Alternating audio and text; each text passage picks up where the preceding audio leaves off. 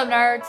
Welcome back to the Nerdy Narrative. My name is Leslie Smith, and I like to use this channel to talk about all sorts of fun bookish things in the science fiction, fantasy, and horror genres. So last week, Chris and I went home to Mississippi to visit all of our friends and family that we have not seen since we moved to Florida last December. I sort of got a lot of books. I ended up bringing like 2 boxes of books home from my mom because I shopped her shelves while I was there. And then we had lunch with some of our friends. I got a couple of books here and there from friends. So I'm going to show you all of those first, and then I'll show you what I actually bought.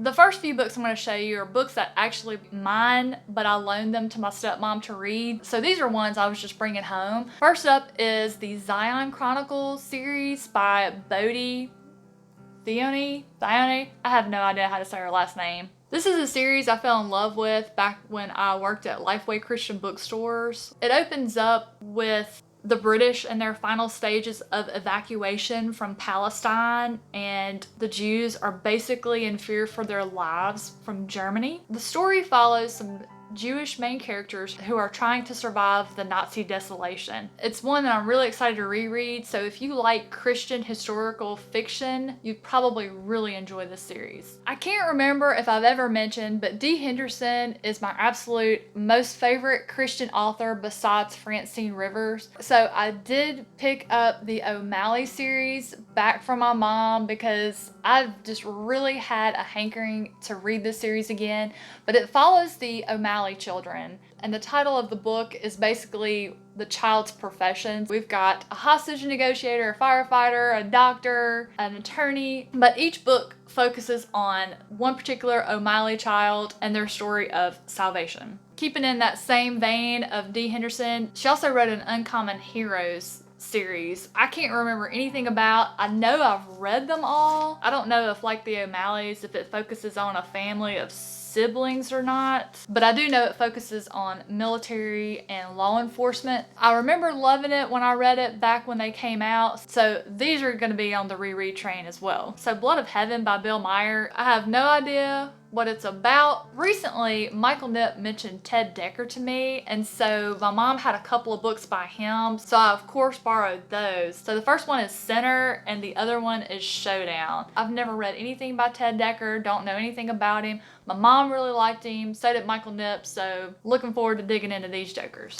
And in that same conversation with Michael, Frank Peretti came up. So when I saw that my mom had 3 of his books, I had to get those as well. So the first one is The Visitation, which I believe I did read a long time ago. Don't remember anything about it. The second one is Monster. I know I haven't read this one, so it'll be brand new for me. And The Oath. I think I read this one when I was 17 or 18, so I don't remember anything about it. It looks good. So she also had Cell by Stephen King, which if I remember right, there was a movie called Cell, I think with Kim Basinger. If that movie was from this book, I know I'll love the book because I really liked the movie. And then she also had The Regulators by Richard Bachman, which is a pen name used by Stephen King. So I had to snatch it up. One, because how does he write?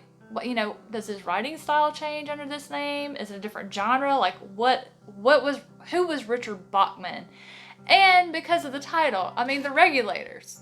Mount up. The next one is by Steve Saint called The End of the Spear. It's a story about a missionary that says it was part Indiana Jones, part time travel, part romance, and part quest.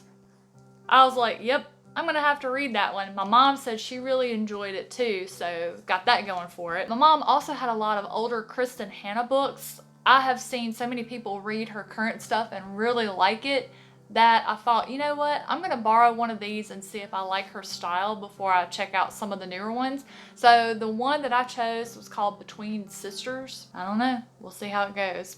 So Chris and I met our friend Bo for lunch one day while we were there. He brought me a couple of books from a trilogy he had that he thought I would be interested in reading. He found the first book in the series, so I'm going to get that when we go back in December. So I've got The River Wall and the Gandalara Cycle 2. So I believe the first one is the Gandalara Cycle 1. But Bo described these as the reader gets to make decisions and choices as you read. I am really intrigued by that. I've never read anything like this before. I think it'll give a lot of enjoyment because you can reread and make so many different choices to get different outcomes.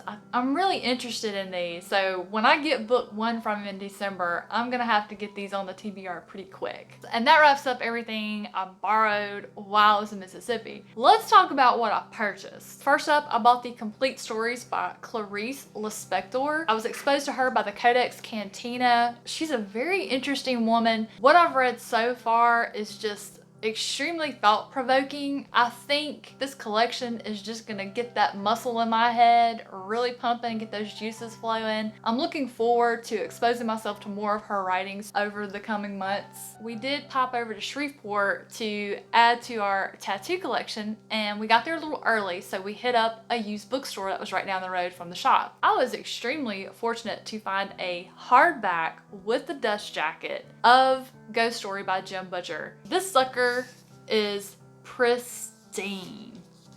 I'm gonna be brave.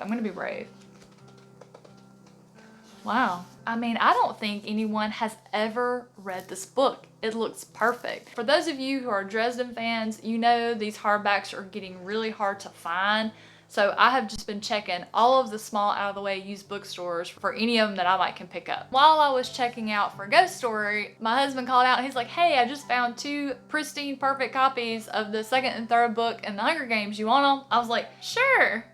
So now I gotta find the first one. I didn't have these in physical copy. I only had them on Kindle. So I'm excited to have these.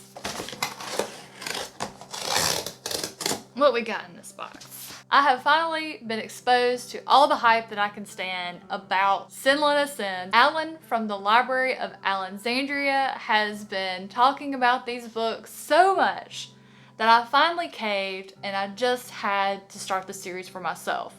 So I went ahead and picked up the first book for that. Next up is the October Shelf Space Book Club pick, Leviathan Wakes by James A. Corey, which is the first book in the Expanse series. So in the description box, I'll put a link to Jessie Mae's channel. Jessie is who created the Shelf Space Book Club. So if you're interested in joining, I'll put her information below so you can join us. But we'll be reading this one in October. This is a series I have been wanting to read for a while now because I am a huge fan of the TV series. Oh, you smell nice. Had to get another hit. And then I got Ready Player One by Ernest Cline. I have been promising my friend Lee for years I was going to read this book. I did watch the movie. I enjoyed the movie, but from people who have read the book and watched the movie, they said the movie is trash. They don't even claim it. So since Ready Player 2 is coming out, that's just kind of goading me into action to move this one up on the list. I saw a really funny review for this one from Alex, whose last name I'm still not brave enough to try. I'll put the link to Alex's review in the description box down below for y'all to check it out. Even if you don't watch the full video, just watch the intro. It's worth it, I promise. What are you? Wow, okay, that's packed pretty nicely. I always get worried when I see books in soft packs. Oh yeah! Yeah! You a little late because of pandemic stuff, but you here now. We good. Oh man. I pre-ordered this one so long ago that I actually forgot about it. But this is the graphic novel by Brandon Sanderson. Ooh, that smells good. It smells like permanent markers. Yeah, this looks awesome. I can't wait to get into that one. Oh yeah. Seriously, Brandon Sanderson writes his books so that you get multiple uses out of them. You get to read them for enjoyment and you can do reps. I got the Arcanum Unbounded and Oathbreaker. This is great timing because I'm hoping to finish Words of Radiance in a couple of days, and so then I'll be able to read Edge Dancer and then go right into Oathbreaker next month. You can probably guess from the pictures what book this is, but this is from Copperfish Books. It's my independent bookstore, and the owner draws pictures on her special order packages when she sends them out. It's so cute. Oh wait, there's more. I am so in love. Like, I'm gonna have to save this box. Ooh. Hey, I got a... Oh, it's even wrapped and frozen. paper. What? This is so cool. Oh man, this book feels so good. Oh my gosh. What is all of this? Yay! Bookmark. I love the card.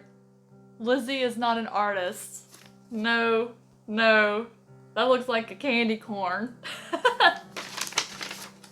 Sweet! So Copperfish was one of the stores that did the special metal bookmark if you pre-ordered. That is so cool. And a thank you note. That is so awesome. Handwritten thank you note. Fun drawn pictures.